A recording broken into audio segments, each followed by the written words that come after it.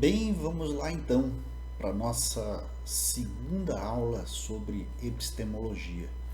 Nós vimos alguns conceitos fundamentais, como o conceito de ciência, o, o conceito de tecnologia, o conceito de sociedade, e agora nós vamos tentar amarrar isso tudo dentro da perspectiva do que tem sido o paradigma CTS.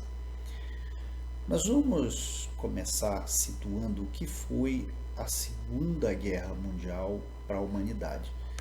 Percebam que o século XX ele aparecia como uma promessa de progresso, de bem-estar, de prosperidade, de avanços tecnológicos e de um perfil do processo civilizatório que não se concretizou. Foram duas grandes guerras logo de cara, e especialmente a Segunda Guerra Mundial traz um incremento tecnológico que de várias maneiras é assustador. Exatamente pelo fato de que a indústria bélica incorporou uma série de artefatos tecnológicos de um poder destrutivo assombroso, inclusive avançando na física e detonando duas bombas atômicas, ou seja, o desenvolvimento de um projeto nuclear, ele culmina com a descoberta do procedimento tecnológico de fissão nuclear, o que libera uma energia potencialmente destruidora. E como vocês sabem, os Estados Unidos da América até agora foram os únicos a se servir disso como uma arma e pulverizaram duas cidades japonesas em 1945, Hiroshima e Nagasaki, que mataram não apenas soldados, naquela circunstância inimigos dos americanos, mas também mataram milhares de civis que não tinham absolutamente nada a ver com a guerra. E o pós-guerra também representou uma mudança bastante significativa do cenário urbano. Após a Segunda Guerra Mundial, nós podemos dizer que há um acelerado processo de urbanização. Na Europa, muito associado ao próprio processo de reconstrução do continente. Mas nos Estados Unidos e de forma muito mais lenta no Brasil, esse processo de urbanização ele vai trazer um conjunto de variáveis que em outra oportunidade nós vamos analisar e que implicam em mudanças não somente na perspectiva das pessoas em relação ao ambiente em que vivem, mas também com a forte influência das variáveis econômicas. Esse período do final da Segunda Guerra Mundial até hoje, ele muitas vezes é referido como a longa paz, no sentido de que é um período no qual as guerras, de uma maneira mais ampla, mais sistêmica, digamos assim, no mundo, não, não ocorreram. Embora muitos conflitos locais e regionais tenham acontecido. Mas, de uma maneira geral, nós temos desfrutado esse período de paz e um período no qual as eventuais diferenças que existem entre as nações parecem caminhar mais no nível da política. Embora isso não signifique necessariamente uma simetria de bem-estar entre países, entre nações, entre comunidades. Como já comentei com vocês e ainda vou comentar várias vezes, há uma simetria enorme de condições socioeconômicas e que redundam, em última instância, no bem-estar das pessoas e na maneira como as pessoas acabam vivendo ou sobrevivendo. E vem uma pergunta se tudo aquilo que nós assistimos na Segunda Guerra, que nós vemos, lemos e assistimos sobre a Segunda Guerra, se isso ajuda a mudar o próprio significado de ciência.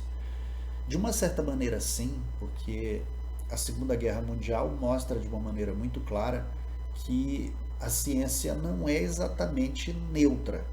O desenvolvimento de uma tecnologia potencialmente capaz de ser usada do ponto de vista bélico aponta para um determinado uso da ciência. E aí não há neutralidade, há uma opção política, uma opção militar, uma opção econômica. E desde então a ciência tem experimentado muito o lado negro da força, ou seja, de transitar entre diferentes ambientes no qual grandes interesses movem muitos recursos financeiros, grandes recursos financeiros, e obviamente beneficiam grupos. Portanto, a ciência não é exatamente neutra. A visão sobre ciência ela implica em olhar sob um determinado lado, olhar de um lado e optar por um lado.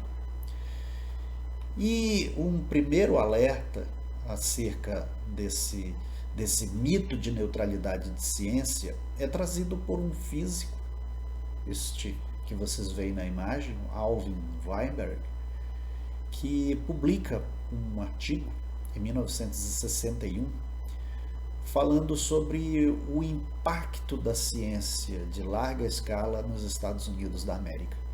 O Alvin Weinberg ele vai nos alertar que uma visão de ciência comprometida com grandes interesses econômicos e muitas vezes envolvendo um complexo industrial e militar, gera o que ele chama de uma Big Science. E o que é exatamente essa Big Science? Essa Big Science é uma ciência que tem lado, ela é comprometida com grandes interesses. E exatamente por isso, por ela lidar com esses grandes interesses, que às vezes são corporativos, que às vezes são governos, são interesses dos governos de plantão, que são interesses militares, mobiliza uma série de recursos que nem sempre estão alinhados ao que é o bem-estar da humanidade como um todo, ou da nossa própria visão romântica de uma ciência que existe para aliviar o sofrimento de toda a humanidade, de compartilhar os benefícios do conhecimento científico com toda a humanidade.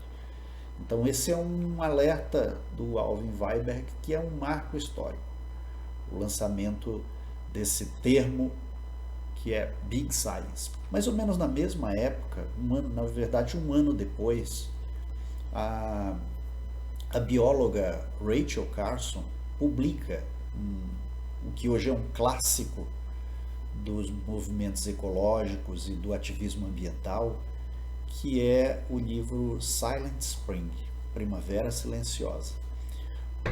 Um livro belíssimo e que traz a perspectiva de que as mudanças ambientais não são necessariamente aleatórias e ela desperta para o fato de que o silêncio que ela caracteriza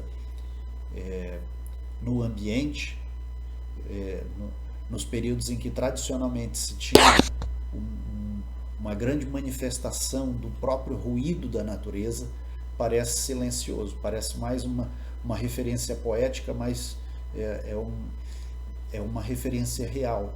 O uso maciço de insumos químicos na agricultura impacta fortemente fauna e flora nativos nos diferentes ambientes. Então, esse silêncio da primavera, ele é uma mudez, ele é um vazio de um ruído natural. E é também considerado um marco histórico. É a primeira vez que um livro coloca numa perspectiva muito clara o quanto a adoção de insumos químicos como uma atividade antrópica é capaz de se repercutir de forma impactante na natureza. Então, esse é um conceito hoje central para a gente entender até mesmo porque vão surgir movimentos anti-ciência ou movimentos que colocam em perspectiva o próprio significado de ciência e que também, dentro da comunidade científica, vai ensejar o surgimento de cientistas que querem recuperar a ciência sob a perspectiva da civilização, sob a perspectiva de uma ciência que não opte pela destruição, por uma ciência que não opte necessariamente pelo mero interesse econômico, e por uma ciência que olhe para toda a comunidade biótica do mundo de maneira protetiva e numa perspectiva de que nós podemos fazer ciência, boa ciência, sem necessariamente estarmos preocupados meramente com o modelo de desenvolvimento predatório e muitas vezes meramente associado a interesses econômicos.